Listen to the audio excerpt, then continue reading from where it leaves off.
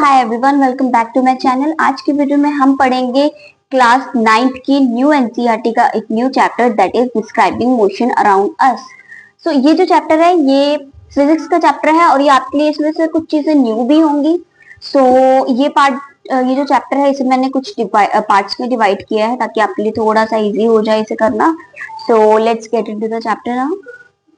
सबसे पहले ये जो चैप्टर है डिस्क्राइबिंग मोशन अराउंड अस इसका नाम है। तो हमें मोशन क्या होता है पहले तो वो पता होना चाहिए। तो मोशन बेसिकली क्या होता है? मूवमेंट। हमने बायोलॉजी में किया था तो उसमें हम मूवमेंट पढ़ते थे। मूवमेंट भी वो मूवमेंट हम ऐसे चीजें पढ़ते थे जिसकी वजह से हम सरवाइव कर पाए। ये जो है ये मूवमेंट वो चीजें हैं जो हम अपनी डेली लाइफ में करते हैं जो जरूरी नहीं है सर्वाइवल के लिए। तो मोशन बेसिकली मीन्स मूवमेंट। अब ये जो मूवमेंट है फॉर एग्जाम्पल चलना या भागना या फिर कार में ड्राइव करके जाना, ये चीजें ना मूवमेंट्स ही हैं अलग अलग तरह की। अब इस चैप्टर में हम मूवमेंट्स नहीं बोलेंगे, हम मोशन बोलेंगे क्योंकि हम फिजिक्स पढ़ रहे हैं और इसमें हम वेरियस ऑब्जेक्ट्स के बारे में बात करेंगे जो एक मोशन में है। इस चैप्टर में वैसे तो मोशन हमें दो तरह से बताया गया है। फर्स्ट तो हमें इन्होंने बताया है motion in a straight line and second हमें बताया है motion in a plane. Straight line तो मतलब स्ट्रेट से हमें पता है कि कोई भी अगर ऑब्जेक्ट या इंसान या एनिमल कोई भी सीधा अगर चलेगा that is motion in a straight line. अब अगर वो सीधा चलने के बजाय राइट लेफ्ट चलेगा या जंप करेगा या कोई भी सीधा चलने के अलावा जहां जहां भी वो मूवमेंट करे वो सब किसमें काउंट होंगी? प्लेन में। इस चैप्टर में तो हम स्ट्रेट लाइन और प्लेन में जो मोशन हो रहे हैं उनके बारे में पढ़ेंगे। बट इस चैप्टर का जो मेजॉरिटी पार्ट है वो किसमें है? मोशन इन स्ट्रेट लाइन के बारे में बताएगा। प्लेन वाला जो पार्ट है बहुत ही कम है। हम स्टार्ट करते हैं motion in straight line. Motion in straight line मैंने आपको बताया अगर एक सीधी लाइन में कोई चल रहा है बिल्कुल स्ट्रेट चलेगा, सीधी लाइन में चलेगा that is motion in straight line. अब क्योंकि ये स्ट्रेट लाइन की बात की तो स्ट्रेट लाइन किससे रिलेटेबल है? एक चीज से दैट इज लीनियर से। लीनियर का मतलब भी होता है सीधा स्ट्रेट चलना। मोशन इन स्ट्रेट लाइन क्या है? लीनियर मोशन भी है। ये मैंने आपको बता दिया कि जब ऑब्जेक्ट जो है स्ट्रेट लाइन में चलेगा। उसके अलावा ये सबसे सिंपलेस्ट काइंड ऑफ मोशन है। सबसे सिंपलीफाई तरीके से हम स्ट्रेट लाइन में तो चल सकते हैं जिसके बारे में हमें पढ़ा भी जा सकता है। ये है आपकी बुक में कुछ examples motion in straight line के। सबसे पहले तो है ये कुछ स्विमर्स हैं। ये स्विमिंग रेस में सीधे सीधे अपने ही ट्रैक में स्विम करेंगे that is also motion in straight line. उसके अलावा ये कार है, ये रोड पे सीधी चल रही है that is motion in straight line until और अनलेस इसके आगे से कोई और कार आ रही है जा रही है तो इसे ओवरटेक करना पड़ेगा। ओवरटेक वाला जब सीन हमने किया तो ये आ जाएगा मोशन इन प्लेन में। बट हम क्योंकि पढ़ रहे हैं मोशन इन स्ट्रेट लाइन तो अभी हम बात करेंगे जब कार हाईवे पे या रोड पे बिल्कुल सीधी चले। नेक्स्ट है बास्केटबॉल। जब बास्केट से गिरती है तब भी वो सीधी गिरेगी। फॉर एग्जाम्पल ये स्टाइलिश है, इसे मैंने यहीं से छोड़ा तो ये सीधा ही नीचे आएगा that is motion in straight line. Car train जो है वो ट्रैक पे सीधी चल रही है that is also motion in straight line. अब हम पढ़ेंगे डिस्क्राइबिंग पोजीशन। हमने मोशन किया, हम चले तो उसमें ना हमारी बहुत सारी पोजीशन चेंज होती हैं। फॉर एग्जाम्पल ये एक एथलीट है। एथलीट ने क्या किया? ये उसका ना इसी ट्रैक को नंबर लाइन की फॉर्म में उन्होंने बताया। बेसिकली आप मानो ये जो ओ पॉइंट है जहां 0 मीटर लिखा है मतलब यहीं से 0 मीटर है तो मतलब यहीं से उसने रेस स्टार्ट की। जहां से स्टार्ट किया उसने उसे क्या बोलते हैं? ओरिजिन या फिर रेफरेंस पॉइंट। अब यहाँ ओरिजिन से वो भागी, भागते भागते उसने बी पर आके एक स्टॉपेज लिया, थोड़ी देर बाद जाके ए पे उसने स्टॉपेज लिया। तो यहाँ बी और ए क्या है? पोजीशंस। कितना समझ आया? जहां से रेस स्टार्ट की दैट इज ओरिजिन या रेफरेंस पॉइंट, जहां पर उसने स्टॉपेजेस लिए दैट इज पोजीशंस। ये रहे इनकी डेफिनेशंस। रेफरेंस पॉइंट क्या है? To specify as a fix point. जो स्टार्टिंग पॉइंट है जहां से उसने रेस स्टार्ट की वो तो चेंज हो नहीं सकती है ना, क्योंकि अगर हम रेस स्टार्ट करते हैं फॉर एग्जांपल तो हमारा स्टार्टिंग पॉइंट तो सेम ही रहता है, वो तो आगे पीछे हो नहीं सकता, वो फिक्स्ड रहेगा that is fix point. Position मैंने आपको बता दी जहां पर आके वो रुकेगा with respect to the reference point. अगर उसने मान लो बी या ए पोजीशन पे अगर स्टॉपेज लिए थे, तो हम वो जो स्टॉपेज थे वो कितनी देर बाद लिए या कितने मीटर्स बाद लिए, वो सब हम किस में मानेंगे, रेफरेंस पॉइंट को विद रिस्पेक्ट रख के मानेंगे। उसके अलावा ऑब्जेक्ट इन मोशन, एक ऑब्जेक्ट जो है वो मोशन में कब है, हम कब मानते हैं, मैंने आपको इतना तो बता दिया, motion means movement, but exactly motion जो है उसे यू नो मोशन हुआ है कि नहीं, उसे पता करने के लिए बेसिकली दो चीजें देखी जाती है। फर्स्ट तो ये है कि क्या वो स्पेसिफिक ऑब्जेक्ट या स्पेसिफिक एनिमल जिसकी हमने बात की है, जिसे हमें पता करना है कि वो मोशन में था या नहीं, तो पहली चीज तो हमें पता करनी है कि क्या उसने अपनी पोजीशन चेंज की थोड़ी थोड़ी देर बाद, एक चीज ये पता करनी पड़ेगी। दूसरी चीज है कि जब उसने पोजीशन चेंज की, क्या तब टाइम भी चेंज हो रहा था, चाहे कुछ सेकंड्स का क्यों ना हो, तो उसे क्या बोलते हैं, मोशन। फॉर एग्जाम्पल, ये लड़की यहाँ पर ओ पोजीशन से बी पोजीशन में आई, फॉर एग्जाम्पल उसको लग गए यहाँ पर आने में 20 सेकेंड्स। सो क्या टाइम चेंज हुआ, यहाँ बिल्कुल उसने जीरो से स्टार्ट किया, बी पॉइंट तक आते थे, उसे 20 सेकेंड्स लग गए। उसके अलावा उसने उसकी पोजीशन चेंज हुई, ओ पॉइंट से वो बी पॉइंट में आई, सेम ऐसे ही बी पॉइंट से ए पॉइंट में गई, तो उसका क्या हुई, फिर से पोजीशन चेंज हुई, यहाँ पे भी कुछ ना कुछ टाइम लगा होगा। सो अगर एक ऑब्जेक्ट उस वो मोशन में कब माना जाएगा, अगर उसकी पोजीशन भी चेंज हो रही है और टाइम भी साथ साथ में चेंज हो रहा है। नेक्स्ट है object at rest. Object at rest कब मानेंगे, कि मान लो टाइम चेंज होता जा रहा है लेकिन पोजीशन चेंज नहीं हो रही है। फॉर एग्जाम्पल, अगर कोई अगर ये यहाँ पे खड़ी थी, यहाँ से भाग के यहाँ खड़ी हो गई, अब वो यहीं पे खड़ी है, टाइम बीतता जा रहा है बीतता जा रहा है बीतता जा रहा है, बट वो यहीं पे खड़ी है, यहाँ से उसकी पोजीशन चेंज नहीं हो रही, तो क्या हम कह सकते हैं कि हाँ ये यहाँ पर आके रेस्ट पे थी, कह सकते हैं। सो ये थी आपकी कुछ डेफिनेशन की पोजीशन हम किस किस टर्म से डिफाइन करेंगे। अब नेक्स्ट है कि जैसे ये तो था स्टार्टिंग पॉइंट या ओरिजिन, अब ओरिजिन से आगे वाली चीजें, आगे वाली चीजें या फिर आप मान लो यहाँ पर राइट साइड आ रही है, तो ओरिजिन की राइट साइड वाली सारी चीजें किस में हम लिखेंगे, पॉजिटिव में।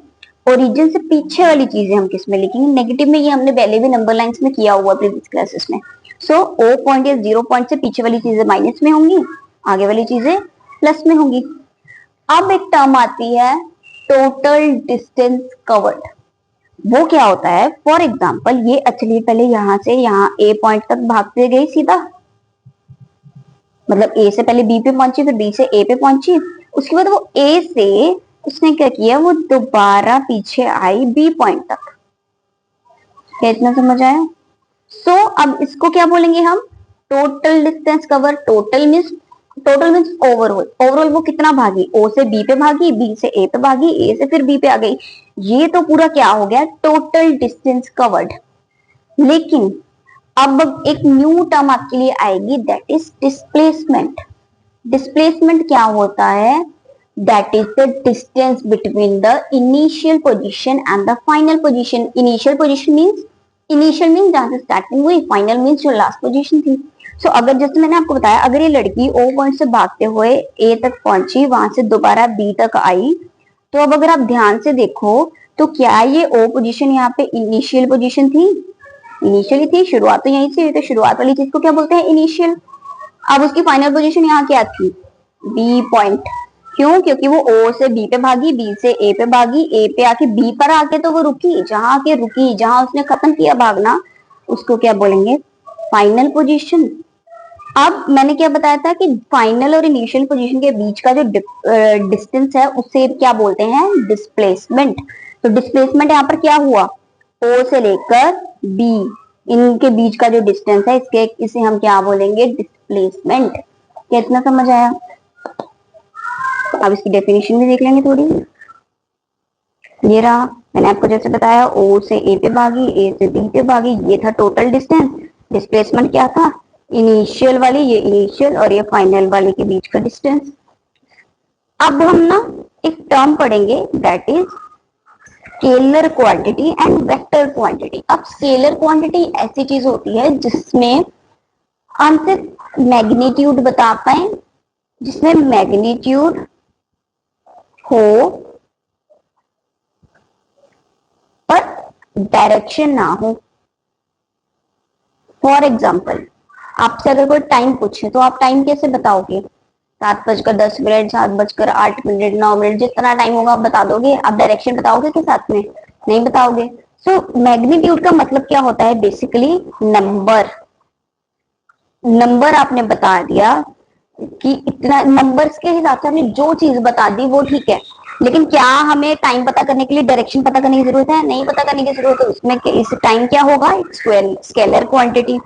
उसके अलावा हमें डिस्टेंस पता करना है। हमने बता दिया कि हम यहाँ से लेकर यहाँ तक 10 मिनट गए, तो क्या हमने डिस्टेंस कितना पता किया? क्या इसे पता करने के लिए हमें डायरेक्शन ढूंढने की जरूरत थी? नहीं थी। सो स्पीड में भी सेम है, ये सब क्या हो गए? Scalar quantities. अब वेक्टर क्वांटिटी क्या है? जिसमें हमें क्वांटिटी भी पता करनी है, मैग्नीट्यूड भी पता करना है, साथ साथ के साथ डायरेक्शन भी पता करनी है। इसका एग्जांपल आ जाएगा डिस्प्लेसमेंट, जो अभी हमने किया।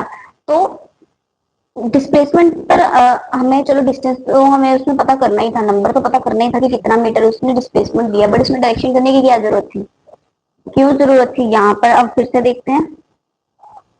ये फॉर एग्जांपल ओरिजिन से यहाँ बी से ए पे भागी, ए से अब आप मानो कि वो पूरा पीछे आते आते ओ को भी क्रॉस करके यहाँ पर आगे रुकी है, 20 मीटर के ऊपर आके रुकी है। तो इसमें अब अगर डिस्प्लेसमेंट आप ढूंढने जाओ तो डिस्प्लेसमेंट क्या होगा? ये इनिशियल पोजीशन और ये थी फाइनल पोजीशन, इसको आप नाम दे दो सी। तो क्या ओ और सी के बीच का डिस्टेंस डिस्प्लेसमेंट हुआ था? हुआ था। लेकिन हमने बात की थी डायरेक्शन की। अब इसमें डायरेक्शन क्या, उसने उल्टी डायरेक्शन पकड़ ली, इनिशियल से पीछे वाली डायरेक्शन पकड़ी, तो क्या इसमें डिस्प्लेसमेंट आएगा? माइनस में भी तो आएगा। तो क्या हम कह सकते हैं कि हाँ, मैं डिस्प्लेसमेंट पता करने के लिए प्लस या प्लस माइनस एज इन आपको डायरेक्शन पता करने की जरूरत है? तो हाँ है। तो डिस्प्लेसमेंट भी क्या हो गया? Vector quantity. अब इसके अलावा हम करते हैं वेलोसिटी। वेलोसिटी एक्चुअली होता क्या, वो आपको इसी चैप्टर में आगे जाके थोड़ा सा पता आएगा।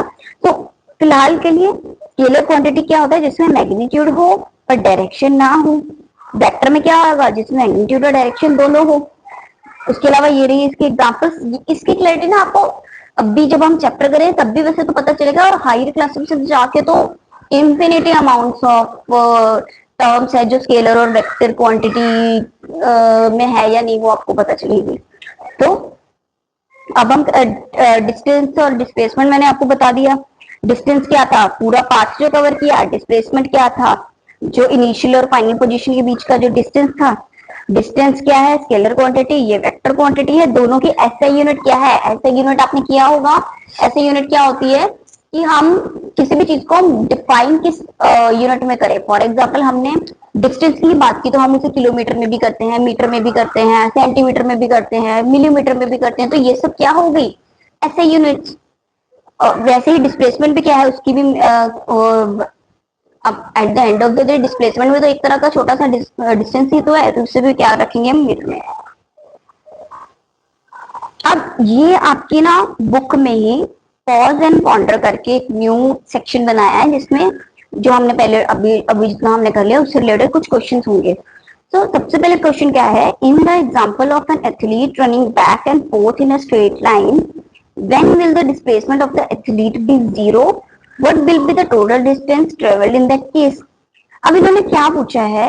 ये जो हमने डायग्राम किया, ये ले लो, या चलो आपको मैंने ये, हालांकि वो सेम है, कोई फर्क नहीं है, ये आप ले लो। अब उस फर्स्ट क्वेश्चन के अकॉर्डिंग उन्होंने क्या बोला कि इनमें से कब जो है उस एथलीट की पोजीशन और जो डिस्प्लेसमेंट है वो जीरो माना जाएगा। डिस्प्लेसमेंट जीरो कब माना जाएगा हमें वो बताना है। दूसरी चीज हमें क्या बतानी है कि टोटल डिस्टेंस उसने कितना कवर किया, हमें वो बताना है। तो मैंने आपको क्या बोला था कि हम लोग डिस्प्लेसमेंट होता क्या है? Position distance between the final position and the initial position. तो सबसे पहला जो हमने केस किया था, हमने क्या किया था? वो ऐसे भाग के गई और बी पॉइंट पे आके रुकी। तो ओ और बी इसका क्या बन गया था? डिस्प्लेसमेंट, क्योंकि ये इनिशियल पोजीशन थी, ये फाइनल पोजीशन थी। इनके बीच का डिस्टेंस क्या था? 40 मीटर। वो भी प्लस में था क्योंकि इस साइड पे, राइट साइड पे। जब हमने सेकंड केस किया कि वो यहाँ से भाग के गई और ओ को भी क्रॉस करते हुए पीछे आ गई, तो इसका डिस्प्लेसमेंट क्या था? ओ, और इसको अगर हम सी नाम दे तो ओ और सी के बीच का क्या था? डिस्प्लेसमेंट। क्यों था? क्योंकि ये फाइनल पोजीशन थी, ये इनिशियल पोजीशन, इनके बीच का डिस्टेंस होता है डिस्प्लेसमेंट। यहाँ पर कितने डिस्टेंस था? 20 मीटर, वो भी -20 मीटर। क्योंकि माइनस में क्यों आया? क्योंकि वो उल्टी साइड आ गई। अब इन्होंने पूछा है कि डिस्प्लेसमेंट 0 कब होगा। सो अगर आप ध्यान से सोचो, मैंने बोला था कि फाइनल और इनिशियल के बीच का डिस्टेंस क्या होगा? डिस्प्लेसमेंट। तो क्या होगा अगर उस एथलीट का इनिशियल पॉइंट भी सेम हो और फाइनल पोजीशन भी सेम हो? क्या हम कह सकते हैं डिस्प्लेसमेंट 0 होगी? ये देखो, अगर उसने 0 से या O से स्टार्ट किया, ओरिजिन से स्टार्ट किया, यहाँ से भाग के आई O पॉइंट से, फिर पीछे आके फिर यहीं पर आके रुक गई। अब उसका फाइनल पोजीशन भी सेम है तो इनिशियल पोजीशन भी सेम है। मान लो अगर हम माइनस करने जाए, बेसिकली होना तो ये, लिखना तो मुझे ये चाहिए था वैसे, final position minus initial position, ये होता है डिस्प्लेसमेंट, है ना। तो अगर इसकी फाइनल पोजीशन क्या थी? यहीं पे 0 पे ही आई, तो क्या थी? 0 माइनस इनिशियल पोजीशन भी तो 0 ही थी, तो इसको भी लिख देंगे 0। तो आंसर क्या आया? 0। तो हो गई, मतलब डिस्प्लेसमेंट जो है कब 0 मानी जाएगी? जब उसका इनिशियल और फाइनल पॉइंट क्या हो? सेम हो। अब इसी का उन्होंने सेकंड पार्ट क्या पूछा कि बताओ उसने टोटल डिस्टेंस कितना कवर किया। तो वो कैसे हम पता करेंगे? ओ से उसने स्टार्ट किया, 40 तक गए, सॉरी ए तक गए। अब ओ से लेकर ए के बीच का डिस्टेंस क्या है? 100। अब उतना ही इन्होंने, अब उतना ही डिस्प्लेसमेंट जब हमने पता क्या किया था, तो क्या था? यहाँ तक था ना, ओ पॉइंट तक ही था। उतना ही मान लो ये वापस आ गई, तो क्या हो गया? जाते वक्त का 100 मीटर, आते वक्त का भी 100 मीटर, तो 100 प्लस 100 मीटर कितना हो गया? 200 मीटर। तो मतलब 200 मीटर क्या हुआ? इसका टोटल डिस्टेंस कवर। और डिस्प्लेसमेंट 0 कब होगा? और डिस्प्लेसमेंट तो इसमें था ही 0 इस केस में, क्योंकि इसका इनिशियल फाइनल पोजीशन सेम था। तो क्या इतना समझ आया? अब हम देखेंगे इसका सेकंड क्वेश्चन, वो क्या है? Fuel used, fuel used in a vehicle depends on which of the following. अब हम गाड़ी चला रहे हैं तो उसका फ्यूल किसके ऊपर डिपेंड करेगा? टोटल डिस्टेंस ट्रेवल पे या फिर डिस्प्लेसमेंट ट्रेवल पे? तो अगर आप सोचो, डिस्टेंस हम कितना चले उसमें तो चलो फ्यूल जा ही रहा है। अब अगर आपने डिस्प्लेसमेंट भी सोचा, तो at the end of the day displacement भी तो एक छोटा सा हिस्सा है डिस्टेंस का। तो मतलब ये दोनों चीजें क्या डिपेंड करेंगी कि फ्यूल कितना खाएगी। ठीक है, इसका आंसर इतना ही था, इसमें कुछ पूछा भी नहीं जाएगा। मैं नेक्स्ट है, a ball roll down an incline track as shown in figure, this figure. तो assume the starting point of the ball to be origin can its motion from A to D depicted using a horizontal line, are values of the ball travel magnitude from 0 equal। अब इसमें इन्होंने क्या बोला है कि क्या हम इस इंक्लाइंड पोजीशन को सीधा हॉरिजॉन्टल लाइन में करेंगे? तो ऑब्वियसली कर सकते हैं, इसको हम ऐसे कर देंगे। ओ पॉइंट यहाँ है, ओ पे क्या है? इसकी वैल्यू 40, ओ ये है बी, ये है बी, ये है सी, ये है डी। डिस्टेंस आप लिख दो बीच का 40, ये है 10, ये है 20, ये है 30। अब क्या किया हमने? कुछ नहीं, वहां इंक्लाइन लाइन थी उसको सीधा कर दिया बस। नेक्स्ट है, इसमें पूछा क्या है? Are the values of total distance travel and magnitude of displacement from O equal और depend at position of the B and C. So क्या इसने बोला कि इसका टोटल डिस्टेंस ट्रेवल बताओ, तो क्या है? टोटल कहां तक आ रहा है? बीच में सबको ऐड कर दो, that is total distance travel. अब उन्होंने क्या पूछा? क्या इसका मैग्नीट्यूड क्या है? वो and magnitude of displacement from the O equal और डिफरेंट। अब इसका बताओ हमें, मैग्नीट्यूड जो है वो ओ को एज अ रेफरेंस पॉइंट लेकर, क्या इसका मैग्नीट्यूड सेम रहेगा कि अलग? तो अलग रहेगा। क्यों? क्योंकि मैग्नीट्यूड क्या था? मैंने बोला था नंबर से, तो यहाँ सबके नंबर अलग है, तो क्या है? इसमें मैग्नीट्यूड अलग है। ये भी इजी था। अच्छा, एक ना ये आपकी ही बुक में एक एग्जाम्पल दिया था। एक तो उन्होंने हमने अभी तक जो जितने भी एग्जाम्पल की, वो हमने क्या किया? एक नंबर लाइन ली है ना। तो ये उन्होंने एक तरह बॉल का एग्जाम्पल दीजिए। फॉर एग्जाम्पल, आप बॉल को नीचे से जोर से मारा, सॉरी नीचे से ऊपर थ्रो किया, यहां से आपने थ्रो किया, वो बीच में जाकर, खैर यहाँ पे उसने स्टॉपेज नहीं दिया, जस्ट उन्होंने एक रेफरेंस के लिए यहाँ पे ए पॉइंट दे दिया है। फिर वो बी पॉइंट पे एक्चुअली जाके इसने थोड़ा सा रेस्ट किया, और वहां से वापस आके सी पॉइंट जो था वो क्या था, उन्होंने बोल दिया इसको आप ले लो उसका फाइनल पॉइंट। तो यहाँ अगर हमें डिस्टेंस ट्रेवल करना हो, डिस्टेंस पता करना हो टोटल कितना लिया, तो क्या हम ऐसे कर सकते थे, 0 से लेकर बी तक कितना हुआ 140, 140 से नीचे ये सी पॉइंट जो था इतना ट्रेवल किया इसने यहाँ तक, तो 140 प्लस 80 कितना हुआ, 140 प्लस 80 220 मीटर इसने क्या किया टोटल डिस्टेंस ट्रेवल। अब अगर हम पता करें इसमें डिस्प्लेसमेंट क्या थी, तो डिस्प्लेसमेंट क्या थी, ये था इनिशियल पोजीशन, ये थी फाइनल पोजीशन, इनके बीच का डिस्टेंस देख लो क्या है 80 सेंटीमीटर, ये था डिस्प्लेसमेंट, सिंपल। नेक्स्ट है for a motion in a straight line the total distance travel and magnitude of the displacement are equal if the object move without. अब इन्होंने क्या बोला कि मान लो अगर कोई भी चीज कोई भी हमने डिस्टेंस और डिस्प्लेसमेंट क्या ये इक्वल है कि नहीं हमें कैसे पता चलेगा, तो इन्होंने क्या बोला कि मान लो एक ऑब्जेक्ट सीधा चल रहा है, वो वापस नहीं आया वहां से, तो हम क्या कैसे वापस नहीं आया, या वापस मतलब पीछे भी नहीं आया, इधर उधर साइड भी चेंज नहीं की, तो सीधा ही गए बस, तो क्या हम कह सकते हैं कि डिस्टेंस और डिस्प्लेसमेंट जो था वो सेम था, कह सकते हैं, क्योंकि डिस्प्लेसमेंट हम कब मानते हैं, जब उसकी फाइनल पोजीशन को चेंज वेंज हो जाए, बट इन्होंने बोला कि इसमें अगर होगी नहीं, स्ट्रेट लाइन पे चल रहे हैं, तो मतलब डिस्टेंस और डिस्प्लेसमेंट भी तो at the end of the day same ही होगा, बस वही था इसमें, सिंपल।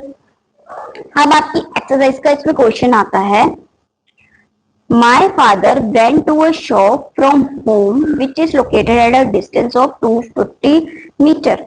फॉर एग्जाम्पल इन्होंने क्या बोला, ये हम पॉइंट ले लेंगे यहाँ पर होम, इसको H लिख देंगे, यहाँ पर थी शॉप, इसको S लिख देंगे, इसके बीच का डिस्टेंस उन्होंने बोला 250 मीटर था।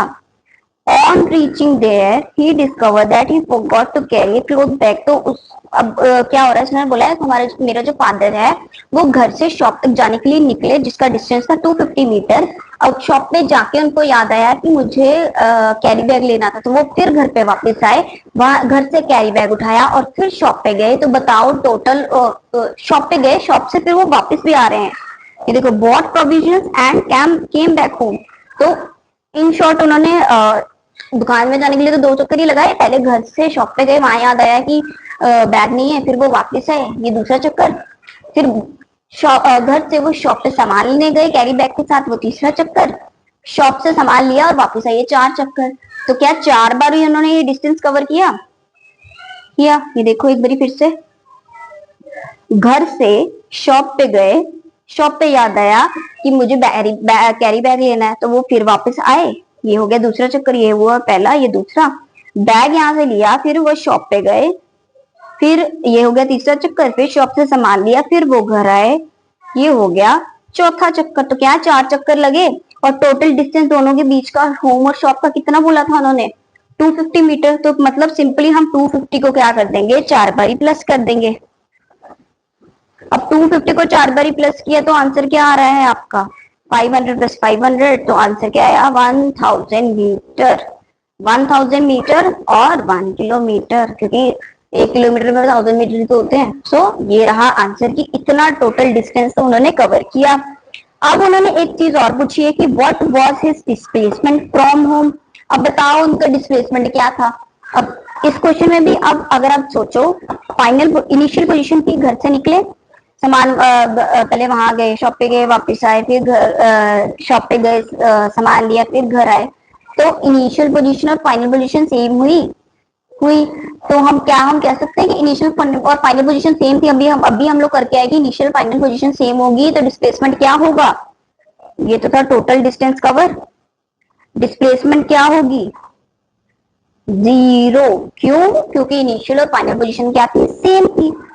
अब हम करेंगे आपकी एक्सरसाइज का second question, that is a student runs from the ground floor to the 4th floor.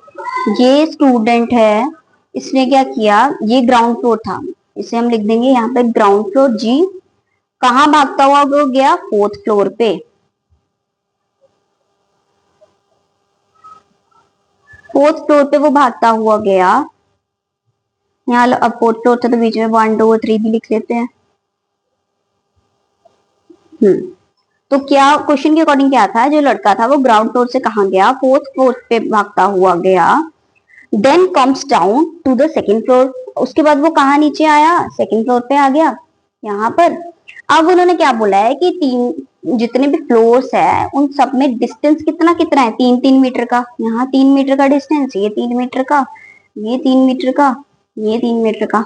अब उन्होंने बोला है कि find the total vertical distance. Vertical क्या होता है, ऊपर से नीचे। हम क्योंकि यहाँ ऊपर से नीचे ही बात की, फ्लोर ऊपर ऊपर, तो इसलिए वर्टिकल डिस्टेंस, टोटल डिस्टेंस कितना ट्रेवल किया वो पता करना है। सबसे पहले कैसे करेंगे, ग्राउंड फ्लोर से चौथे तक गया, तो मतलब ये रहा 3 मीटर +3 +3 +3, 4 बारी क्यों किया, क्योंकि चार चौथे फ्लोर पे गया था। ये रहा 3 +3 +3 +3।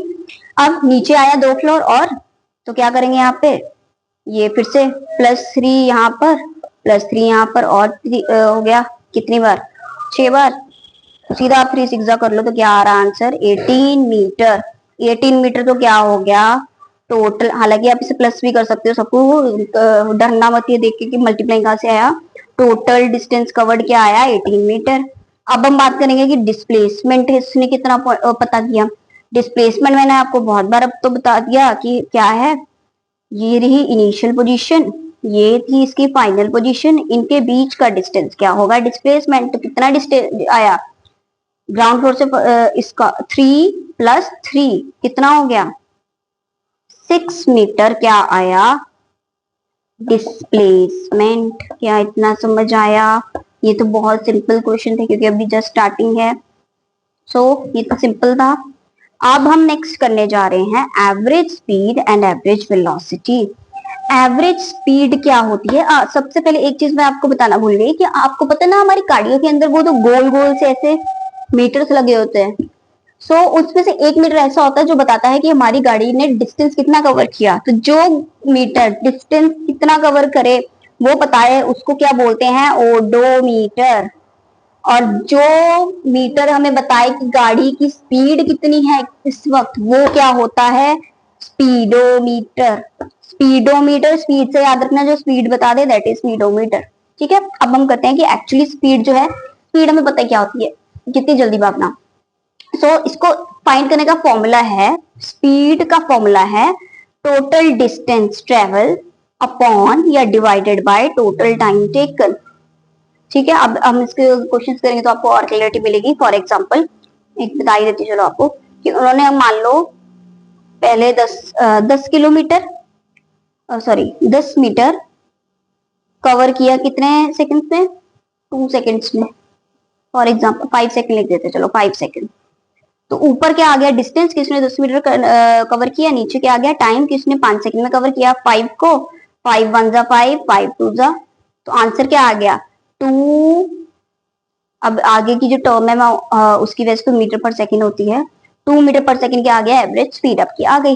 बहुत सिंपल था। अब एवरेज स्पीड क्या होती है, स्केलर क्वांटिटी इसका। अच्छा ये चीज है, कंफ्यूज नहीं होना है पेपर में। स्पीड एसआई यूनिट क्या होती है, मीटर पर सेकंड। इसको हम मीटर अपॉन सेकंड भी लिख सकते हैं, बोलेंगे इसे मीटर पर सेकंड भी। ठीक है, इसको एम अपॉन एस भी लिख सकते हैं। एम ये स्लैश एस तो लिखा ही है, मीटर ये M defines the metre, S defines the seconds. उसके अलावा अगर ये एस हम ऊपर ले गए तो इसके ऊपर पावर आ जाती है -1 की। ये तीनों चीजें बिल्कुल सेम है, तो कंफ्यूज नहीं होना है। कुछ कुछ क्वेश्चन में अब ना उन्होंने डिस्टेंस और जो टाइम है वो डिस्टेंस मीटर में दे रखा होगा, टाइम जो है सेकंड्स में दे रखा होगा। बट कुछ क्वेश्चंस में डिस्टेंस उन्होंने किलोमीटर में दे रखा होगा और जो टाइम है वो आवर में दे रखा होगा। तो जब ऐसी बात होगी तब हम ये यूज कर लेंगे, किलोमीटर पर आवर, सेम इसकी तरह kilometre upon are.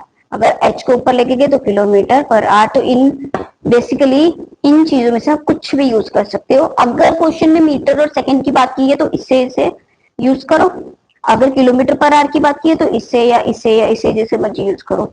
Same with the velocity. Velocity क्या है, टोटल डिस्प्लेसमेंट, कितना डिस्प्लेसमेंट हुआ वो लिख देंगे ऊपर, नीचे कितना टाइम लगा वो लिख देंगे। अच्छा डिस्प्लेसमेंट को, ये डिस्टेंस को ना एस से डिनोट करते हैं, डी से डिनोट नहीं करेंगे, एस से डिनोट करते हैं। तो इसका फॉर्मूला क्या हो जाएगा, डिस्प्लेसमेंट। अगर स्पीड की बात हो तो भी यही होना था वैसे तो डिस्प्लेसमेंट की भी हम बात करें तो डिस्प्लेसमेंट को लिखते हैं एस से अपॉन टी। टाइम क्या हो गया टी, ये वेक्टर क्वांटिटी हो गई। एसआई यूनिट जो है सेम इसकी तरह होगी, उसके अलावा जो अब डिस्प्लेसमेंट हमें पता था वो प्लस भी हो सकता है माइनस भी हो सकता है, डिस्टेंस माइनस नहीं हो सकता था। सेम चीज यहाँ, डिस्टेंस की बात की तो हम स्पीड की बात करेंगे। अब डिस्टेंस माइनस में नहीं था, ना ही वो वेक्टर क्वांटिटी था, तो मतलब स्पीड भी नहीं होगा। लेकिन जो डिस्प्लेसमेंट था वो प्लस भी हो सकता था माइनस भी हो सकता था, मतलब आपकी वेलोसिटी भी प्लस भी हो सकती है और माइनस भी हो सकती है। अब आपकी बुक में एक एग्जांपल है, that is consider two postman, they start walking towards each other from a distance of 21 योजनास। योजना क्या है? डिस्टेंस ऑफ स्पीड ही है, जो पुराने टाइम में ये टर्म यूज करते थे, आपको सिर्फ कंफ्यूज करने के लिए डाला है। वन ट्रेवल्स 9 योजनास पर metre and the other covers 5। अब इन्होंने क्या बोला है, ये पोस्टमैन P1 लिख देते हैं, पोस्टमैन 1 यहाँ है, पोस्टमैन 2 यहाँ है, इसको P2 लिख देंगे। दोनों के बीच का डिस्टेंस क्या है? 210 योजना। अब इन्होंने क्या बोला है कि डेली ये क्या करते हैं, जो पहला पोस्टमैन है वो क्या करता है, सिर्फ 9 योजना डिस्टेंस कवर करेगा, दूसरा वाला क्या करता है, सिर्फ 5 योजना डिस्टेंस कवर करेगा। क्या इतना समझ आया? ये तो क्वेश्चन में दे रखा है। अब अगर उन्होंने बोला कि डेली अगर ये 9 ही कवर कर रहा है, डेली ये 5 ही कवर कर रहा है, तो इनको कितने दिन लग जाएंगे आपस में मिलने के लिए? तो कैसे पता चलेगा? अब 9 और 9 प्लस 5, आंसर क्या आया? 14 योजना। तो मतलब 14 योजना तो क्या हुआ, इनको कितना टाइम लगता है? 1 डे, एक दिन में इनको 14 योजना लगेगा। अब अगर हमें पता करना है कि इन्हें कितना टाइम लगेगा,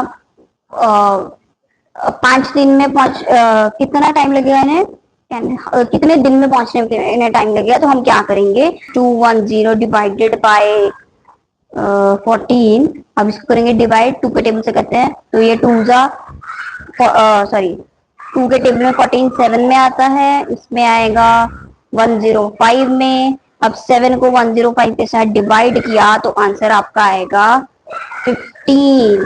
तो 15 क्या हुआ? 15 डेज। क्यों? उन्होंने हमें क्या पूछा था, कितने दिन लगेंगे इनको मिलने के लिए, तो आंसर क्या है कि उनको 15 दिन लग जाएंगे मिलने में। ठीक है।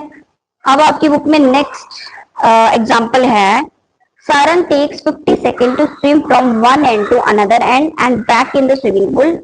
Find his average speed and velocity in the time interval of the 50 seconds. अब इन्होंने क्या बोला, टाइम में दे दिया 50 सेकेंड्स, यहाँ पे डिस्टेंस हमें क्वेश्चन में नहीं दिया है, डायग्राम में दे दिया है 25 मीटर। डिस्टेंस क्या है? 25। अब उन्होंने क्या बोला है, आपने क्या निकालोगे, स्पीड और वेलोसिटी। स्पीड का फॉर्मूला मैंने बताया था, total distance travel upon time taken. तो आंसर क्या आएगा, 25 अपॉन 50। डिस्टेंस 25 है, टाइम 50 है, तो इसे 5 के टेबल से जाएगा सीधा सीधा। 5 अपॉन 10, 1 अपॉन 2, आंसर क्या आ गया, हाफ। हाफ को अब वैसे तो हम यहाँ पे भी चलो छोड़ दोगे, बट अगर हाफ को भी और आप एलेबोरेट करो तो क्या आएगा, 0.5 सेकेंड। तो स्पीड क्या हो गई, सॉरी, स्पीड क्या आएगी, 0.5 मीटर पर सेकेंड। क्या इतना समझ आया? अब इन्होंने क्या बोला है, आप क्या निकालोगे, इसकी एवरेज वेलोसिटी। एवरेज वेलोसिटी के लिए क्या चाहिए, डिस्प्लेसमेंट अपॉन टाइम।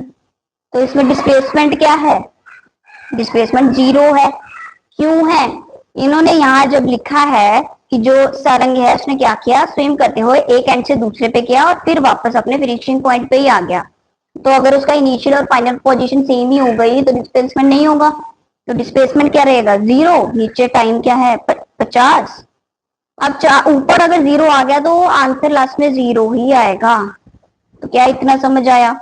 स्पीड क्या आ गई, एवरेज स्पीड 0.5 मीटर पर सेकेंड, डिस्प्लेसमेंट क्या आ गया, 0। अब नेक्स्ट करेंगे हम यूनिफॉर्म मोशन।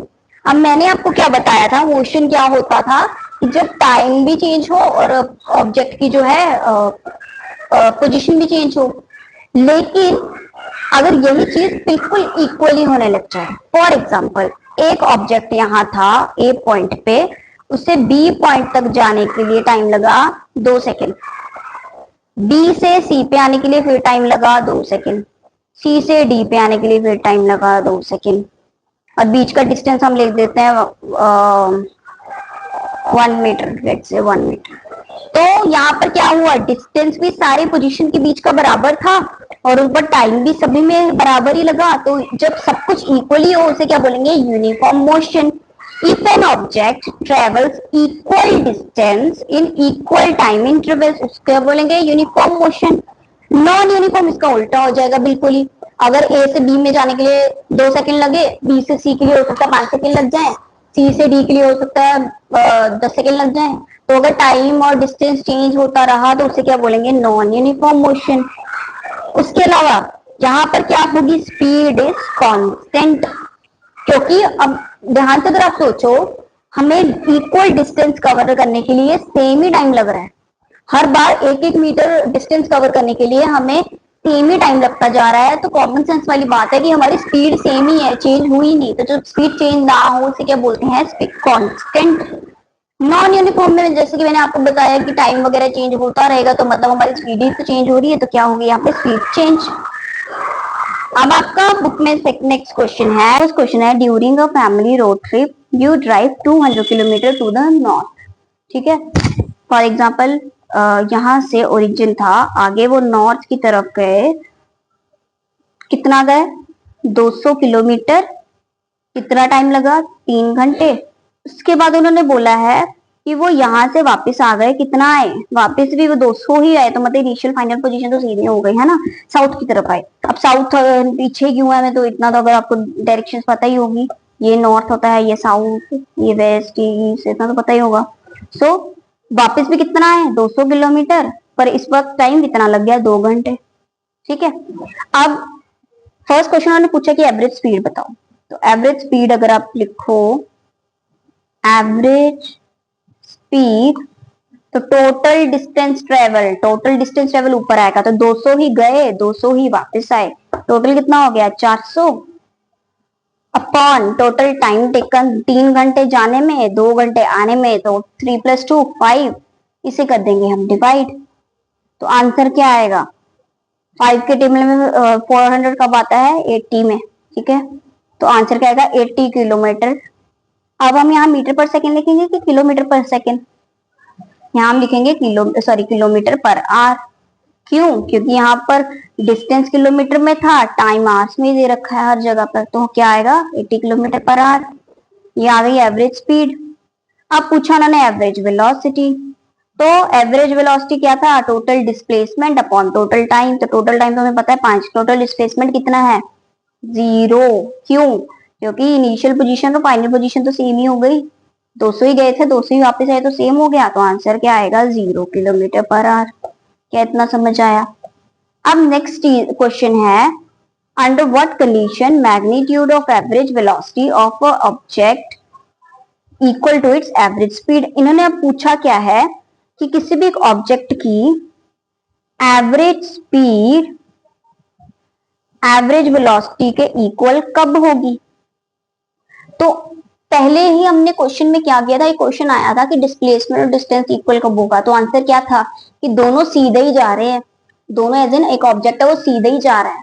सीधे जाते जाते उन्होंने उसने फॉर एग्जाम्पल ये ए पॉइंट था, ये बी पॉइंट था, बीच का डिस्टेंस था फॉर एग्जाम्पल 20 मीटर। ठीक है, ऑब्जेक्ट ए से बी पॉइंट में गया, यही आगे रुक गया। ठीक है, इधर उधर नहीं मुड़ा। अब इधर उधर मुड़ा ही नहीं तो डिस्प्लेसमेंट तो होगा ही नहीं। ठीक है, तो हम क्या क्या हम कह सकते हैं कि डिस्टेंस और डिस्प्लेसमेंट सेम ही था। डिस्टेंस और डिस्प्लेसमेंट दोनों क्या था, 20 मीटर, और डिस्प्लेसमेंट भी 20 मीटर। हालांकि हम 0 लिखते हैं, बट कहने की बात है कि अगर डिस्प्लेसमेंट था ही नहीं तो हम उसे क्या बोलेंगे कि डिस्प्लेसमेंट और डिस्टेंस इक्वल है, क्योंकि वो स्ट्रेट ही लाइन में गया। ठीक है, अब मैंने आपको बताया था कि स्पीड किसके अंडर आएगी, डिस्टेंस के। वेलोसिटी किसके अंडर आती है, डिस्प्लेसमेंट के। तो अगर ये दोनों इक्वल होने के लिए स्ट्रेट लाइन में चलेंगे, तो ये दोनों भी तो इक्वल होने के लिए स्ट्रेट लाइन में ही चलेंगे। ठीक है, तो आंसर इसका इतना था कि जब एक ऑब्जेक्ट या कोई भी एक एनिमल या ह्यूमन जिसकी आप बात करो, अगर वो सीधा ही स्ट्रेट लाइन में चल रहा है विदाउट टर्निंग बैक, तो उसकी एवरेज स्पीड और एवरेज वेलोसिटी भी क्या होगी, सेम। अब नेक्स्ट है, एवरेज वेलोसिटी जो है, एवरेज वेलोसिटी 0 होगी, लेकिन नॉन एवरेज स्पीड जो है वो जीरो नहीं होगी, एवरेज स्पीड जो है वो जीरो नहीं होगी, ये वेलोसिटी जीरो होगी, एवरेज स्पीड जो है वो जीरो नहीं होगी। कब नहीं होगी? अभी हमने किया, यहाँ पर क्या था कि अगर एवरेज स्पीड अभी हमने निकाली थी, आगे गया नॉर्थ की तरफ 200 गया, वापस 200 आया, तो हमने एवरेज स्पीड तो निकाल ली। एवरेज वेलोसिटी हम क्यों नहीं निकाल पाए? क्योंकि डिस्प्लेसमेंट तो था ही नहीं। और डिस्प्लेसमेंट कब नहीं होगा? जब इनिशियल और फाइनल पोजीशन क्या होगी? सेम। तो इसका आंसर ही वही है कि एवरेज स्पीड जो है उसकी वैल्यू कुछ भी हो सकती है अगर उसने डिस्टेंस कवर किया है, लेकिन एवरेज वेलोसिटी जीरो कब होगी? जब इनिशियल और फाइनल पोजीशन क्या होगी? सेम। तो बिल्कुल सेम था, जो आपका डिस्टेंस और डिस्प्लेसमेंट में जो क्वेश्चन थे वही थी सेम चीजें। अब नेक्स्ट टॉपिक है एवरेज एक्सेलरेशन। एवरेज एक्सेलरेशन का फॉर्मूला जो है, जब क्या होता है, कोई भी हमने डिस्टेंस कवर किया या डिस्प्लेसमेंट कवर किया, उसमें क्या होगा, अगर वेलोसिटी लगातार चेंज होती जा रही है और अब चेंज हो रही है, मान लो पहले 20 थी, फिर 30 हो गई, फिर 40 हो गई, फिर 50 हो गई, ऐसे अगर चेंज हो रही है, उससे क्या बोलेंगे? टाइम के साथ साथ अगर चेंज हुई, उससे क्या बोलेंगे? Average acceleration.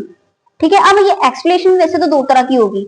एक तो होगा चलो एक्सेलरेशन, जब बढ़ी रही है वेलोसिटी, पहले 20 थी, 30 थी, 40 थी, ये सब हुई है, उससे तो क्या बोलेंगे? एक्सेलरेशन ही बोलेंगे। लेकिन अगर वेलोसिटी दूसरी तरफ भी तो चेंज हो सकती है, क्या पता कम हो जाए। पहले 50 थी, फिर कम हो गई 30 पे मीटर पर सेकेंड, फिर 20 मीटर, 10 मीटर, कम भी तो हो सकती है। तो अगर कम हुई तो उसे क्या बोलते हैं? रिटार्डेशन। रिटार्डेशन न्यू टर्म कुछ भी नहीं है, जो भी आपका एक्सेलरेशन आएगा उसे सिंपली आप माइनस में लिख दो। जब भी एक्सेलरेशन की वैल्यू माइनस में आए वो क्या होगी? रिटार्डेशन, या फिर इसे डी एक्सेलरेशन भी बोलते हैं। ठीक है, तो कंफ्यूज नहीं होना। सो डी एक्सेलरेशन और रिटार्डेशन मतलब आपने एक्सेलरेशन निकाली, तो अभी तो चलो मैं आपको फॉर्मूला करवाऊंगी, बट फॉर एग्जाम्पल आपने एक्सेलरेशन निकाली, अगर तो पॉजिटिव में आई तो आंसर क्या होगा? एक्सेलरेशन। अगर वो नेगेटिव आ रही है तो आंसर मतलब आपका क्या था? रिटार्डेशन या डी एक्सेलरेशन। अब देखते हैं फॉर्मूला। एक्सेलरेशन को हम लिखते हैं स्मॉल ए से। फॉर्मूला क्या है? Change in velocity upon time interval. ठीक है। अब चेंज इन वेलोसिटी है तो मतलब इसकी भी कोई फाइनल वेलोसिटी या फिर इनिशियल वेलोसिटी होगी। पहले पॉइंट पे कुछ और वेलोसिटी थी, दूसरे पॉइंट पे कुछ और होगी, तो हम लिखेंगे चेंज इन वेलोसिटी को, और क्या लिख सकते हैं? Final velocity minus initial velocity upon time interval. का क्या मतलब है? टाइम भी दो तरीके से हो सकता है। यहाँ पे चलो यहाँ पर भी आप लिख सकते थे initial time, sorry final time minus initial time लिख सकते थे, क्योंकि वो वेलोसिटी चेंज है तो टाइम भी तो चेंज ही होगा ऑब्वियसली, है ना। तो अब जो फाइनल वेलोसिटी है उसे डिनोट किससे करते हैं? स्मॉल v से, माइनस इनिशियल को डिनोट किससे करते हैं? स्मॉल u से। टाइम इंटरवल पूछा था तो t2 क्यों लिखा है हमने? क्योंकि ऊपर हमने फाइनल वेलोसिटी की बात की, तो हम यहाँ पर भी पहले फिर क्या रखेंगे? Final time. ठीक है, तो फाइनल टाइम को t2 लिखा है, इनिशियल टाइम को t1 लिखा है। ठीक है, तो ये फॉर्मूला है, ये तो आपको लर्न करना पड़ेगा, बहुत सिंपल। अभी आप क्वेश्चन सॉल्व करोगे ना तो और अच्छे से आपको याद हो जाएगा। अब यहाँ पर कुछ बच्चे ना अभी तो चलो आपको, हाँ आपको लर्न हो जाएगा कि इसकी ऐसे यूनिट क्या है? मीटर पर सेकेंड स्क्वायर। ठीक है, लेकिन जब क्या होता है न्यूमेरिकल सॉल्व करने जाते हैं ना, तो न्यूमेरिकल सॉल्व करते करते कभी कभी बच्चे गलती कर देते हैं, वो जल्दीबाजी में ना उनको आदत पड़ी होती है मीटर पर सेकंड लिखने की, तो वही लिख देते हैं, स्क्वायर नहीं लिखते। ये गलत है। तो इसका आंसर क्या है? ऐसे यूनिट क्या है? मीटर पर सेकंड स्क्वायर। इसे हम ऐसे भी लिख सकते हैं, या फिर इसको ऊपर लेके गए तो मीटर पर सेकंड स्क्वायर भी आएगा माइनस। तीनों में से आप कुछ भी लिखो। ये है एक वेक्टर क्वांटिटी। इसका क्यों? क्योंकि हमें क्वांटिटी चलो नंबर तो हमें पता ही है ना, नंबर तो हमें पता करना ही है हर क्वेश्चन में। पर मैंने इसमें बात की थी एक्सेलरेशन की और डी एक्सेलरेशन की या रिटार्डेशन की, तो मतलब माइनस प्लस डायरेक्शन आगे पीछे जा सकती है, तो इसलिए दोनों हमें मैग्नीट्यूड भी चाहिए, डायरेक्शन भी चाहिए, तो ये क्या होगी? Vector quantity. अब ये है आपका यहाँ पर एक एग्जाम्पल। कार जो है उसकी स्पीड है, स्पीड ये वही चीज है जो मैंने आपको रिटार्डेशन और एक्सेलरेशन बताया ना, ये वही चीज है कि अगर वेलोसिटी भी बढ़ेगी तो मतलब उसका एक्सेलरेशन बढ़ेगा। अगर वेलोसिटी कम हुई तो, सॉरी वेलोसिटी अगर बढ़ तो रही, मतलब वेलोसिटी चेंज, तो इसका ना, इसका मतलब एक्चुअली वैसे बढ़ना नहीं है, इसका मतलब है actually speeding up. Speeding up मतलब वेलोसिटी बढ़ते जा रही है, पहले वही 10 थी, फिर 20 थी, फिर 30 थी, फिर 40 मीटर पर सेकंड वगैरह में आएगी, बढ़ रही है। यहाँ लिखा है car is slowing down, but ये वेलोसिटी का साइन उधर क्यों है? क्यों है? क्योंकि इसका मतलब वेलोसिटी का साइन उधर होने का मतलब है कि वेलोसिटी कुछ तो है, बट कितनी है वो हमें किससे पता चल रहा है कि स्लोइंग डाउन हो, तो मतलब वेलोसिटी कुछ तो थी ये तो हमें पता है, लेकिन स्लो हो रही है तो मतलब वेलोसिटी कम होती जा रही है, तो ये क्या होगी, एक्सीलरेशन कम हो जाएगी, तो इसे हम क्या लिखते हैं, डी एक्सीलरेशन या फिर रिटार्डेशन। अब नेक्स्ट है व्हेन एन, अच्छा एक चीज ना आपको लर्न याद ही रखनी पड़ेगी अच्छे से, जब हम अभी न्यूमेरिकल सॉल्व करेंगे ना, उसमें अगर कभी भी लिखा हुआ है कि जो ऑब्जेक्ट था वो रेस्ट पे था, पहले कभी भी लिखा है अगर कि ऑब्जेक्ट पहले रेस्ट पे था तो उसने चलना स्टार्ट किया, उसकी वेलोसिटी इतनी हो गई, अगर लिखा है तो उसकी इनिशियल वेलोसिटी तो फिर आपको लिखनी ही पड़ेगी, इनिशियल वेलोसिटी कितनी होगी, 0, जब भी रेस्ट की बात की। फाइनल वेलोसिटी जो भी चलो क्वेश्चन में लिखी होगी वो आप लिख लोगे, है ना। नेक्स्ट है, अगर उन्होंने बोला कि पहले क्वेश्चन ही यहीं से स्टार्ट हुआ कि इतनी वेलोसिटी पे कार चल रही है, क्वेश्चन ही यहीं से स्टार्ट हुआ, ठीक है, तो इनिशियल वेलोसिटी तो चलो जो भी उन्होंने वो क्वेश्चन में वैल्यू दे रखी होगी वो तो चलो आप लिख ही दोगे, लेकिन अगर क्वेश्चन के एंड में उन्होंने लिख दिया कि कार यहाँ आके उसने ब्रेक मारी और रुक गई, अगर ये लिखा है तो फाइनल वेलोसिटी आप लिखोगे 0, ये याद रखना है, ठीक है। When an object starts from the rest, अगर रेस्ट से स्टार्ट हुआ कोई ऑब्जेक्ट तो उसकी u मतलब क्या था, इनिशियल वेलोसिटी, तो इनिशियल वेलोसिटी क्या है, 0।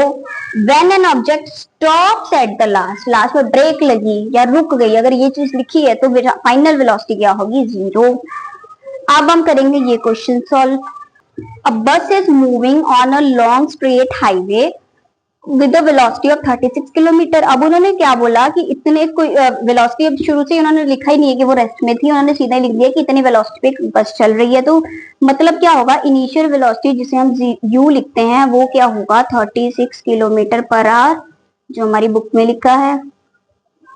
उन्होंने उसके बाद क्या बोला, the driver presses the accelerator for a time interval of 10 second, मतलब 10 सेकेंड के बाद उन्होंने एक्सेलरेटर दबाया, कितने टाइम के लिए, 10 सेकेंड के लिए। उसके बाद जो है बस की वेलोसिटी चेंज हो गई किसमें, 54 किलोमीटर पर आवर में, 54, तो इसको हम फाइनल वेलोसिटी लिख सकते हैं, हाँ लिख सकते हैं, फाइनल वेलोसिटी को v लिखेंगे, आंसर क्या है 54 किलोमीटर पर आवर। अब ये हो गया हमारा केस वन। केस वन हमने क्यों लिखा, क्योंकि इस क्वेश्चन ना थोड़ा सा लंबा है तो इसमें दो केसेस बनेंगे। अब सेकंड केस में उन्होंने, अब यहाँ पर उन्होंने क्या लिखा है, for some time the bus move at constant velocity, मतलब जो ये वाली वेलोसिटी थी ना, इसी वेलोसिटी के ऊपर क्या हुई, जो बस है वो चली, तो मतलब सेकंड केस की अगर बात करें तो उसकी अगर इनिशियल वेलोसिटी देखा जाए तो 54 किलोमीटर हम लिख सकते हैं, क्योंकि हमारा पिछला केस यहाँ खत्म हुआ था, तो यही वाली आगे उन्होंने बोला था कंटिन्यू करेंगे, कांस्टेंट वेलोसिटी लिखा है ना क्वेश्चन में, तो यही वाली कंटिन्यू होगी। टाइम इंटरवल यहाँ दे रखा है 5 सेकेंड। उसके बाद इन्होंने क्या बोली, बस कम टू स्टॉप, रुक गई, रुकी तो मतलब फाइनल वेलोसिटी क्या आ गई, 0 किलोमीटर। अब इन्होंने बोला है, ये हो गया केस टू, अब इन्होंने बोला है हमें टोटली पता करना है इसका average acceleration when the acceleration was press and when the brake, मतलब टोटल तो नहीं, इन्होंने दोनों के अलग अलग वैसे बोले इन्होंने कि इसका भी बताओ और इसका भी बताओ, ठीक है। तो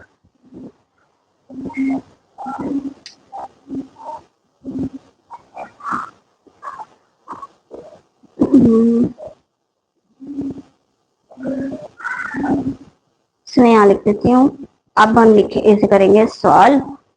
सो एक्सेलरेशन की वैल्यू क्या बोली थी, सॉरी एक्सेलरेशन हम दो निकालेंगे, है ना, क्योंकि उन्होंने दो केसेस दे दिए कि पहले तो बताओ जब एक्सेलरेशन दबा, तो पहली एक्सेलरेशन को हम चलो a1 लिख लेंगे, average velocity, sorry average acceleration. तो आंसर क्या था, change in velocity, change in velocity मतलब final velocity minus initial velocity upon time interval. सीधा ही हम लोग यहाँ T2 T1 नहीं लिख रहे, क्योंकि उन्होंने क्या किया था, T2 T1 तो तब लिखा होता ना जब दो दो चीजें दे रखी हो, यहाँ पे उन्होंने सीधा ही लिख दिया था कि इतने टाइम इंटरवल में होगी।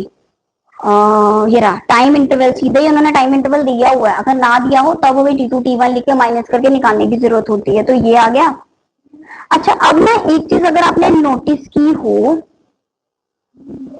तो इस क्वेश्चन में यहाँ देखो, अगर आपने नोटिस किया यहाँ पर हमें डिस्टेंस शो, सॉरी जो वेलोसिटी है वो किलोमीटर पर आवर में दी है, लेकिन जो टाइम है वो सेकंड में दिया है।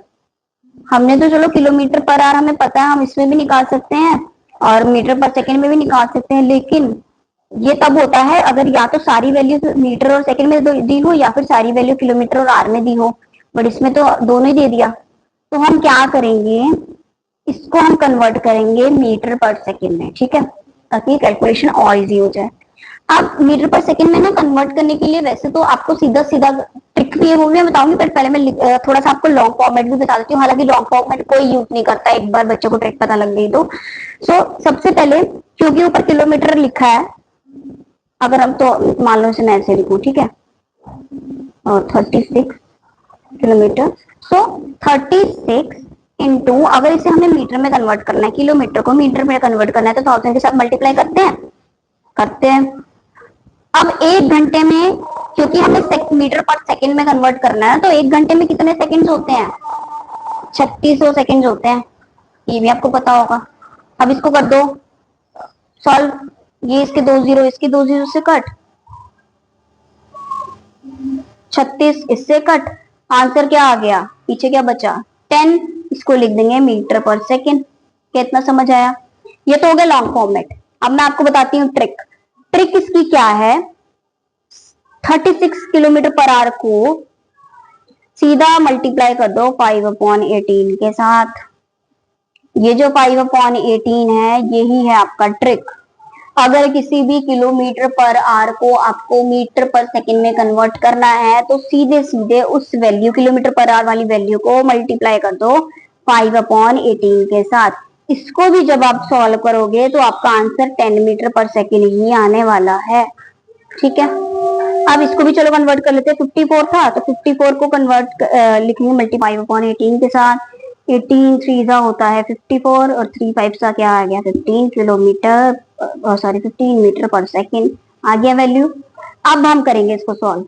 अब देखो, एवरेज एवरेज एक्सीलरेशन जब निकालनी थी तो क्या था, final velocity minus initial velocity upon time interval.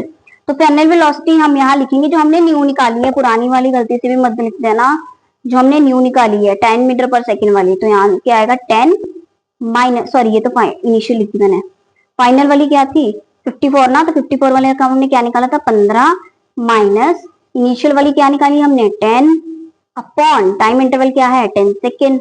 तो आंसर क्या आएगा 15 माइनस 10 5 अपॉन 10, इसे किया डिवाइड, तो आंसर क्या आएगा 1.2 या फिर 0.5 मीटर पर सेकेंड स्क्वायर। एक्सीलरेशन है तो स्क्वायर होगी, कभी भी गलती से भी यहाँ स्क्वायर छोड़ना मत। ये तो आ गया केस 1 का। अब हम निकालेंगे केस 2 का, तो इसकी क्या है final initial velocity upon time. तो इनिशियल वेलोसिटी, सॉरी इसकी फाइनल वेलोसिटी क्या आई 0, क्योंकि यहाँ ब्रेक लग चुकी थी। इसकी इनिशियल वेलोसिटी क्या थी 54 वाली, तो इसका आंसर क्या हमने निकाला 15 अपॉन टाइम, तो आंसर क्या आया -10 अपॉन, सॉरी यहाँ पर आएगा 5 अपॉन 5। अब इसका सॉल्व किया तो आंसर क्या आया -3 मीटर पर सेकेंड स्क्वायर। अब क्योंकि ये माइनस में था तो ये क्या होगी रिटार्डेशन या फिर डी एक्सेलरेशन। अब या तो आप इसको यहीं छोड़ दो, ठीक है, लेकिन आपका मन है कि नहीं हमें रिटार्डेशन भी दिखानी है टीचर को, तो हम क्या लिखेंगे रिटार्डेशन या फिर डी एक्सेलरेशन लिख के 3 मीटर पर सेकेंड स्क्वायर। क्योंकि हमने यहाँ रिटार्डेशन लिख दी तो अब हम माइनस नहीं लिखेंगे। जब तक तो हमने एक्सेलरेशन की हम बात कर रहे थे तब तक हम क्या लिखते हैं माइनस, लेकिन जैसे ही हमने लिख दिया रिटार्डेशन या फिर डी एक्सेलरेशन तो हम माइनस हटा देंगे, सिंपल 3 मीटर पर सेकेंड स्क्वायर लिख देंगे। अब आ गया आपका नेक्स्ट क्वेश्चन, दैट इज, ये ना बहुत लंबा क्वेश्चन है तो मैं आपको इसको सिर्फ समझा देती हूँ ये कैसे करना है। इसमें कुछ नहीं है, इन्होंने ना हर पॉइंट पे क्या किया है, हर पॉइंट पे वेलोसिटी दे रखी है और हर पॉइंट पे टाइम इंटरवल भी दे रखा है, ठीक है।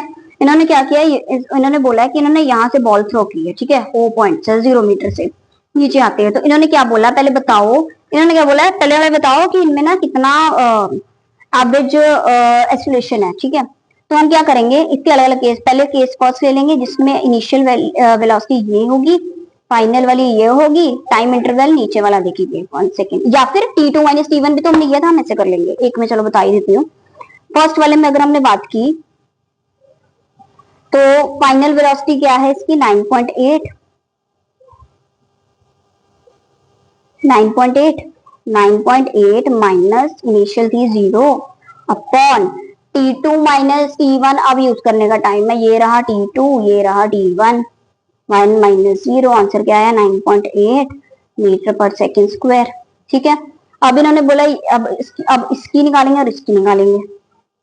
A2 इसकी क्या है 19.6 माइनस 9.8 अपॉन ये रहा 2 माइनस 1, आंसर क्या आया, जब इसे सॉल्व करें तब भी यही आएगा।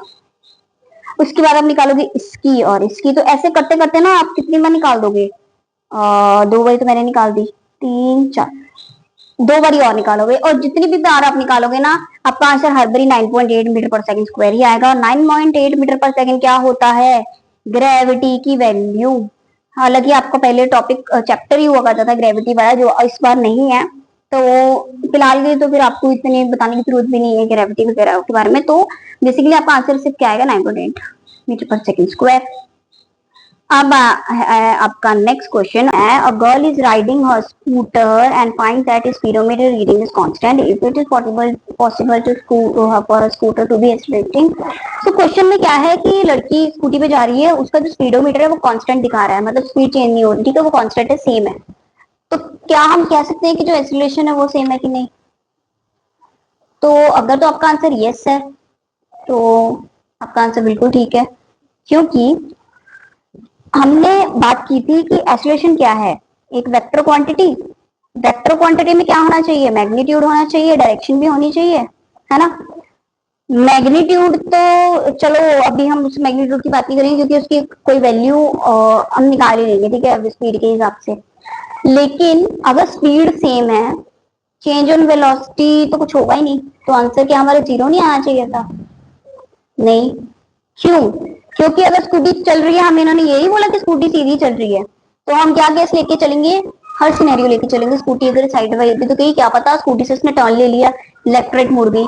तो हमें तो पता है कि वेक्टर क्वांटिटी में क्या होती है, डायरेक्शन भी होती है, और एक्सेलरेशन में तो स्पेशली होती है, क्योंकि हम लोग प्लस और माइनस वाली चीज भी इसमें करते हैं, है ना। तो हम इसमें अब मैग्नीट्यूड वाली चीज हम नहीं देखेंगे। क्यों नहीं देखेंगे? क्योंकि यहाँ पर है ही कांस्टेंट, ठीक है। अब हम इसमें कौन सा केस देखेंगे, डायरेक्शन वाला।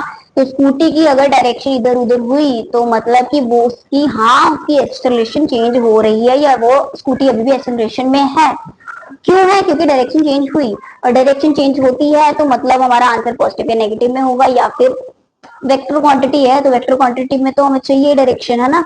तो चाहे स्पीड सेम है या वेलोसिटी सेम है, लेकिन डायरेक्शन चेंज हो रही है, तो क्या होगा कि हाँ, हमारी जो स्कूटी है वो एक्सेलरेशन में है। अब आपकी बुक में नेक्स्ट क्वेश्चन आ रहा है, a car starts from the rest. Rest से उसने स्टार्ट की, तो मतलब इनिशियल वेलोसिटी क्या हुई, 0। इट्स वेलोसिटी रीचेस 24 मीटर पर सेकेंड स्क्वायर पर सेकेंड, तो फाइनल वेलोसिटी क्या आई 24। टाइम इंटरवल दे रखा है 6। तो इस क्वेश्चन में अब उन्होंने पूछा है कि हमें एवरेज एक्सेलरेशन पता करनी है और डिस्टेंस ट्रेवल। तो पहले एक्सेलरेशन पता कर देते हैं, क्योंकि सीधा सीधा यहाँ पे वैल्यूज दे रखी हैं। तो एक्सेलरेशन क्या है, फाइनल माइनस इनिशियल वेलोसिटी। तो आंसर क्या आएगा 24 माइनस 0 अपॉन 6 को इससे कट किया तो आंसर आ जाएगा आपका 4। तो आंसर क्या आया 4 मीटर पर सेकेंड स्क्वायर। ये इतना समझ आया, सीधा फॉर्मूला था, सीधा ही वैल्यूज पुट किए। नेक्स्ट है डिस्टेंस ट्रेवल पता करना कि डिस्टेंस कितना ट्रेवल किया था इसने, ठीक है। तो डिस्टेंस ट्रेवल करने के लिए सबसे पहले तो एक चीज हमें पता होनी चाहिए कि हमने फॉर्मूला में कर रखे किया हुआ ऑलरेडी, कि वेलोसिटी जो है या जो एवरेज वेलोसिटी है वो किसके बराबर थी, टोटल डिस्टेंस। वैसे चलो डिस्प्लेसमेंट के बराबर होती है, बट अभी के लिए इस क्वेश्चन में डिस्टेंस की बात करें तो हम डिस्टेंस पे ले सकते हैं। So average distance upon time है ना। तो क्या, और हमें यही तो पता करना है, ऐसे ही तो पता करना है, मतलब डिस्टेंस ट्रेवल ही तो पता करना है। तो इसको अगर हम यहीं रहने दें, एक्स को, टी को उठा के हम यहाँ ले जाएं, तो टी, तो क्या हमारी वैल्यू आ जाएगी ना इसकी। तो अब टी यहाँ डिवाइड में, तो वहां जाके क्या हो जाएगा, मल्टीप्लाई में। तो क्या हम इसे ऐसे लिख सकते हैं, S equals to velocity into time, लिख सकते हैं। हाँ, अब एक चीज और, वेलोसिटी तो हमें यहाँ दो दो ही रखी है, और एवरेज वेलोसिटी हमें चलो लिखनी है। एवरेज वेलोसिटी हम निकालेंगे ऐसे, हमें तो निकालने नहीं आती। एवरेज वेलोसिटी निकालने का एक जो तरीका है वो ये होता है कि क्योंकि यहाँ दो बार ही दे रखा है, तो हम क्या करेंगे, दोनों को ऊपर लिख देंगे। अब क्योंकि हमने दो वैल्यू लिखी है तो हम नीचे डिवाइड क्या कर देंगे, 2 से। ये फॉर्मूला है। अगर फॉर एग्जांपल आपको 4 तरह की वेलोसिटी दे रखी होती, v1 v2 v3, for example आपको 4 तरह की दे रखी होती, तो आप क्या करते, चारों को प्लस करते, अपॉन में लिख देते 4। ठीक है, ये एवरेज निकालते हैं, मैथ्स में भी किया होगा आपने। अभी के लिए तो आपको दो ही वैल्यूज दे रखी है, तो आपने अपॉन में 2 किया। इसे अगर आप सॉल्व करो तो आंसर क्या आएगा आपका, 12। ठीक है, मल्टीप्लाई ये टी की वैल्यू पुट कर दो 6, तो आंसर क्या आया, 12 इंटू 6। तो अब अगर 12 इंटू 6 किया तो आंसर क्या आ गया, 72 मीटर। मीटर क्यों लिखा, क्योंकि क्वेश्चन में सब कुछ मीटर में पूछा था, और डिस्टेंस हम निकाल रहे थे तो मीटर में होगा। क्या इतना समझ आया? अब नेक्स्ट क्वेश्चन है आज का लास्ट क्वेश्चन आपका। नो लास्ट नहीं है, हाँ लास्ट है। कॉन्ग्रेचुलेशन। अब नेक्स्ट है, एक मोटर बाइक जो है उसकी इनिशियल वेलोसिटी थी 28 मीटर पर सेकेंड, तो मतलब इनिशियल वेलोसिटी आ गई इतनी। उसके बाद एक कांस्टेंट एक्सीलरेशन होने के बाद जो थी उसने ट्रेवल उसने कितना किया, 98 मीटर। डिस्टेंस को हम एस में लिखते हैं। उसके बाद इन्होंने क्या बोल रहा कि वो रुक गया, आगे रुका तो मतलब फाइनल वेलोसिटी आ गई 0। और अब हमें पता करना है इसका टाइम और एक्सेलरेशन। ठीक है, तो सबसे पहले तो हम पता करेंगे टाइम, क्योंकि टाइम होगा तो हम लोग वेलोसिटी एक्सेलरेशन निकालेंगे ना, तो हम पहले टाइम पता करेंगे। टाइम पता करने के लिए हम क्या करने वाले हैं कि हमें पता था कि एवरेज वेलोसिटी जो है उसका फॉर्मूला क्या होता है, डिस्टेंस अपॉन टाइम। ठीक है, अभी तो हमें ये भी पता है, ये डिस्टेंस भी पता है, हमें सिर्फ टाइम नहीं पता। तो हम क्या करेंगे, टी को वहाँ ले जाओ, वी को यहाँ ले आओ, तो क्या ये ऐसे आ सकता है, वी आएगा। हम इसे अब वैल्यू सीधा सीधा पुट कर देंगे तो आंसर हमारा टी टाइम निकल आएगा। लेकिन अब यहाँ एवरेज वेलोसिटी दे रखी है, तो जैसा हमने प्रीवियस क्वेश्चन में किया था, यहाँ दो वैल्यूज है 28 माइनस 0, तो एवरेज अपॉन 2 कर देंगे तो आंसर आ जाएगा। देखो अब ये जो एवरेज वेलोसिटी है इसे पहले निकाल लें। इसे निकालने के लिए 28 माइनस 0 अपॉन क्या आ जाएगा, सॉरी माइनस में आएगा, इनिशियल माइनस फाइनल ना, तो इनिशियल क्या आएगा 0 माइनस सॉरी फाइनल आएगा पहले 0 माइनस इनिशियल वैल्यू क्या है 28 अपॉन 2। ठीक है, एवरेज निकालने के लिए, क्योंकि दो वैल्यूज है तो 2। इसे अब अगर हम सॉल्व करेंगे तो आंसर क्या आ जाएगा हमारा 14, माइनस 14 आ गई हमारी एवरेज वेलोसिटी। ठीक है, माइनस, अब माइनस में हो रही है तो मतलब सीधा सीधा पता चल रहा है कि ये तो जा रहा है कहीं पे रिटार्डेशन की तरफ, है ना। तो अब क्योंकि हमने पहले तो हम यहाँ पे माइनस हम ये सिर्फ आपको समझाने के लिए था, लेकिन हम टाइम निकाल रहे हैं तो टाइम कभी माइनस में हो नहीं सकता, तो हम माइनस वाइनस लिखने का कोई फ़र्क नहीं पड़ेगा अभी। ठीक है, तो t इक्वल्स टू डिस्टेंस हम लिख देते हैं यहाँ 98 अपॉन एवरेज वेलोसिटी हम निकाल चुके हैं 14। इसको आपने सॉल्व किया तो आपका आंसर आएगा 7 सेकंड्स, है ना, क्योंकि मीटर सेकंड्स में हमारी बात चल रही है। तो आगे आपका टी की वैल्यू आ गई 7 सेकंड।